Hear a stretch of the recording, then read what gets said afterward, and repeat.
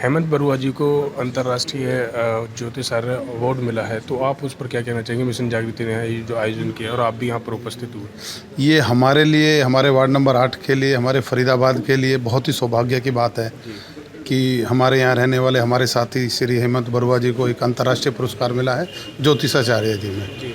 और पहले सभी लोग, जैसे अभी हम हेमंत जी के साथ बैठे थे, उन्होंने भी विस्तार से बताया कि ज्योतिष में कई लोग डरते थे, कई लोग डराते थे। ऐसा कुछ नहीं है। अगर कोई दशा या इन्होंने बताया कि कोई चीज़ खराब है तो उसको सुधार के बहुत सारे उपाय हैं, तो इसमें डरने की और डराने की कोई ऐसी बात नहीं है। आपको लगता है कि दिशा और दशा दोनों में सही कहीं ना कहीं अब ज्योतिष में वो बदलाव आ रहे हैं? जी, बहुत बदलाव आ रहे हैं।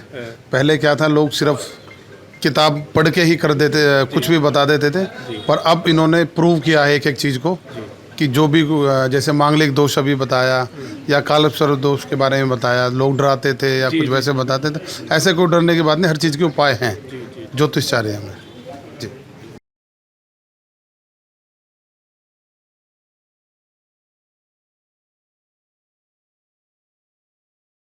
नमस्कार, मैं प्रताप चौधरी और आप देख रहे हैं न्यूज़ एनसीआर। अभी हम इतनी भारी बारिश के बीच में एनआईटी के कम्युनिटी सेंटर में हैं, जहां पर मिशन जागृति जो संस्था है, उन्होंने एक छोटा सा प्रोग्राम यहां पर आयोजित किया है, जो कि हेमंत बरुआ जी, जो कि इंटरनेशनल ज्योतिष आचार्य हैं, उनके सम्मान में ये प्रोग्राम यहां पर हुआ है। और आज इनको इंटरनेशनल ज्योतिष आचार्य अवार्ड मिला है, जिसके ज्योतिष रत्न, माफ़ी चाहूँगा, ज्योतिष रत्न अवार्ड इनको मिला है, जिसके उपलक्ष्य में यहाँ पर सम्मान समारोह आज इनका किया जा रहा है। इसमें यहाँ के मौजूदा पार्षद कविंदर चौधरी भी मौजूद थे, उनसे भी हमने बात की। और अब हम हेमंत जी से बात करेंगे कि किस तरह से उनके विचार क्या हैं ज्योतिष को लेकर, और आजकल जो ज्योतिष के बारे में जो पहले धारणाएं थी, क्या उनमें कहीं ना कहीं बदलाव है। सबसे पहले तो आपका नमस्कार हेमंत जी। किस तरह से ज्योतिष को देखते हैं? सबसे पहले तो आपको बहुत बहुत शुभकामनाएं हमारी तरफ से कि आपको ज्योतिष रत्न अवार्ड मिला। तो क्या इस पर कहना चाहेंगे, और क्या लगता है कि अब ज्योतिष का कहीं ना कहीं रूप बदल रहा है, लोगों की सोच सकारात्मक हो पा रही है उसके प्रति? देखो, ज्योतिष जो है, ज्योतिष का पहले मैं सभी को थोड़ा सा अर्थ बता दूं कि ज्योतिष मतलब ज्योत और ईश्वर की ज्योत। ईश्वर का प्रकाश सभी के लिए एक ही जैसा है, ठीक है। और भगवान ने यदि किसी को कुछ गुण या अवगुण दिए हैं, तो कुछ व्यक्ति के जो कर्म हैं उसके अंदर बदलाव कर सकते हैं। तो कहते हैं कि भाग्य जिसको लोग निश्चित मान के चलते हैं, लोग अपने कर्मों से उसमें बदलाव लेकर आ सकते हैं।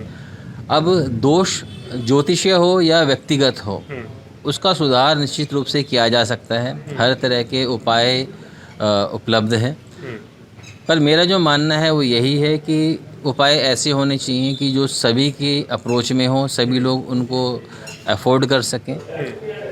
और साथ में जो अंधविश्वास है उसको ज्योतिष के साथ में नहीं जोड़ना चाहिए, जो कि मैंने देखा है कि अधिकतर हो जाता है। तो इसीलिए कहीं ना कहीं जो ज्योतिष का जो वर्चस्व, जो डिग्निटी है, वर्चस्व जो है, वो कहीं ना कहीं कंप्रोमाइज़ हुआ है। तो मेरी ये हमेशा से ये नियत रही है, हमेशा से मेरे ये प्रयास भी रहे हैं, क्योंकि मैं ज्योतिष में किसी मजबूरी की वजह से नहीं आया हूँ। मैं बहुत अपने करियर के अंदर हमेशा से अच्छा स्थापित था, और मैंने पूरी श्रद्धा भाव से ज्योतिष के बारे में रिसर्च की, उसके विषय के ऊपर कई लेख लिखे, कई पुस्तकों में भी मैंने अपना जो कंट्रीब्यूशन दिया।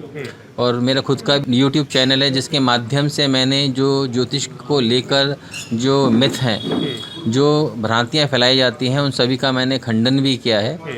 तो मेरी हमेशा से ये एफर्ट रहा है कि ज्योतिष को एक बहुत ही सरल रूप में सर्व जन कल्याण हेतु ही प्रयोग किया जाए, और कैसे ज्योतिष को जो लोगों ने भ्रांतियाँ फैला रखी है उसको, उन सभी चीज़ों को दूर किया जाए। तो मेरा हमेशा प्रयास यही रहता है, और उसी प्रयास के रहते कुछ लोगों ने मेरे एफर्ट्स को रिकॉग्नाइज़ किया, और जिसके लिए मुझे इसी वर्ष दूसरी बार अंतर्राष्ट्रीय जो पुरस्कार है ज्योतिष रत्न का, दूसरी बार आपकी, तो ये मुझे दूसरी बार प्राप्त हुआ है। इससे पहले 10 जनवरी 2021 2021 को भी मुझे ज्योतिष श्रेष्ठम का अवार्ड प्राप्त हुआ था, जो वो भी अंतर्राष्ट्रीय अवार्ड था। देखिए, मैं अवार्ड को बड़ा नहीं मानता हूँ, मैं व्यक्ति राष्ट्रीय जो पुरस्कार है ज्योतिष रत्न का, दूसरी बार आपकी तो ये मुझे दूसरी बार प्राप्त हुआ है। इससे पहले 10 जनवरी 2021 को भी मुझे ज्योतिष श्रेष्ठम का अवार्ड प्राप्त हुआ था, जो वो भी अंतर्राष्ट्रीय अवार्ड था। देखिए, मैं अवार्ड को बड़ा नहीं मानता हूँ, मैं व्यक्ति के जो व्यक्तिगत नियत है किसी भी कार्य को करने के लिए, उसको बड़ा मानता हूँ। ठीक है, सम्मान इंसान का कर्म ही उसको दिलवाता है, और मैं अपने आप को कभी भी मैंने ना तो बड़ा माना है, ना मैं अपने कर्मों को बड़ा मानता हूँ। सबसे बड़ा मैं जो धर्म है, ज्योतिष धर्म है, उसको बड़ा मानता हूँ, और उसी में मैं कुछ अपना सहयोग देने का हमेशा से प्रयास करता हूँ। जी। हेमंत जी, कहीं ना कहीं ज्योतिष का लोगों ने आधार बदल दिया, कहीं ना कहीं उसको कमाई का एक साधन भी बना लिया है। कुछ लोग जो कि शिक्षित नहीं हैं, इसका कोई प्रशिक्षण का कोई ज्ञान नहीं है, और वो हस्तरेखाएं देखकर या किताबी नॉलेज, या आजकल लाल किताब, मैं नहीं कहूँगा कि लोगों का तरीका गलत है, लेकिन इस तरह की चीज़ें भी चल रही हैं, तो उस पर आप क्या कहना चाहेंगे? देखो, सभी विद्याओं को मेरा नमन। सबसे पहले तो चाहे वो हस्तरेखा विज्ञान है, जो कि बहुत अच्छा विज्ञान है, लाल किताब भी ज्योतिष का ही एक प्रतिरूप है। सभी जो भी इस तरह की जो प्रोसेसेस हैं, चाहे वो लाल किताब हो, चाहे वो भृगु नाड़ी हो, चाहे केपी शास्त्र हो, चाहे ज्योतिष शास्त्र हो, चाहे वो मेदिनी शास्त्र हो, सभी शास्त्रों के अंदर ज्योतिष और ज्योतिषी ये दो ही मुख्य रूप से है। ज्योतिष अपने आप में शांत है, ज्योतिष जो ज्ञान है वो अपने आप में शांत है। ज्योतिषी ही उसका उल्लेख करता है, वो उसकी नियत पे निर्भर करता है कि वो किस नियत से लोगों के साथ में कनेक्ट होना चाहता है, उसकी मंशा क्या है। तो इस चीज़ को आप बदल नहीं सकते, तो लोगों को इस प्रति जागरूक भी होना पड़ेगा कि वो जो दवाई ले रहे हैं, ठीक है, जैसे होता है कोई मेडिसिन है, उसका एक प्राइस जो है वो 500 भी हो सकता है, और वो दवाई 5 रुपये में भी उपलब्ध हो सकती है। तो ये तो लोगों को ये देखो पहचान करनी होगी। हालांकि मैं अपने YouTube वीडियोस के माध्यम से और अपने लेखों के माध्यम से बहुत सरलता से सारी चीज़ें लिखता हूँ, और मैंने कभी भी इस तरह की जो भ्रामक चीज़ें हैं, इनके बारे में कभी ना तो किसी तरह का प्रचार किया है, हमेशा से इनका खंडन ही किया है। ज्योतिष कैलकुलेशंस को किस तरह से लेते हैं आप? किस तरह की कैलकुलेशंस होती हैं? देखो, सबसे पहले तो मैं आपको ये बता दूं कि जो समय है वो सबसे पहले व्यक्ति के जीवन के अंदर बहुत महत्वपूर्णता रखता है, क्योंकि हमने जैसे बोला कि हम फरीदाबाद में फलां जगह पर हमारा जन्म हुआ, तो हम सबसे पहले अपने आप को फरीदाबाद के समय के हिसाब से नहीं देखेंगे। सबसे पहले हम ग्रीनविच इंग्लैंड जाएंगे और वहाँ के समय को निर्धारित करेंगे। वहाँ के समय से जो इंडियन स्टैंडर्ड टाइम है IST, जो कि 5 घंटे 30 मिनट आगे है, जी। उसको लेंगे। उसके बाद, क्योंकि पूरे भारत में दिल्ली में और चेन्नई में घड़ियाँ एक जैसी चलती है, लेकिन प्राकृतिक रूप से समय एक जैसा नहीं है, तो उस समय का भी आंकलन किया जाएगा कि जो भारत के हिसाब से फरीदाबाद का समय क्या है, और उसके बाद फरीदाबाद के समय को लेकर फिर कुंडली का विश्लेषण होता है। कुंडली एक तरीके से ग्रहों की एक तस्वीर मान लीजिए कि जिस जगह व्यक्ति के ग्रह जिस समय पूर्वी क्षितिज पर सूर्य उदय हो रहा था, उस समय ग्रहों की स्थिति क्या थी आकाशमंडल में, और उसका एक स्नैपशॉट, उसकी एक फ़ोटो है जो कुंडली है। और हर कुंडली का भाव, हर कुंडली, हर नक्षत्र, ये हर व्यक्ति के जो स्वभाव है उसको निर्धारित करती है कि क्या उसका भविष्य रहेगा, क्या उसका स्वभाव रहेगा, उसके कर्म कैसे रहेंगे। लेकिन फिर भी मैं बता दूं कि निर्धारित कुछ भी नहीं है। आदमी कर्मों से हर चीज़ को बदल सकता है, कर्म ही सर्वोपरि है। और ज्योतिष का कोई भी ग्रंथ उठाकर देख लो, उसमें यही लिखा है कि कर्म को ही प्रधानता दी गई है। जी। तो ऐसा नहीं है कि जो आपकी कुंडली में एक बार आ गया है तो वही फिक्स है, आप उसको बदल सकते हो। ज्योतिष सिर्फ आपकी इसमें इतनी सहायता करती है, मान लीजिए आप कहीं जा रहे हैं, सामने गड्ढा है, तो ज्योतिष आपकी हेल्प कर देगा कि आपको वो गड्ढा दिखा देगा, तो आप साइड से निकल जाओ। जहाँ आपको पूरा गिरना था, हो सकता है वो आपके सिर्फ पैर ही गंदे हों। तो उपाय सभी चीज़ों के हैं, ज्योतिष सिर्फ एक तरीके से आपका सहायक है। बिल्कुल सही कहा कि ज्योतिष एक प्रकार से सहायक है, और सिर्फ और सिर्फ कर्म ही आपको आगे लेके जा सकता है। तो सिर्फ ज्योतिष के आधार पर ही ना रहें, तो कर्म करेंगे तभी ज्योतिष के अनुसार आपकी रेखाएं में बदलाव होगा। तो कर्म बहुत ज़रूरी है।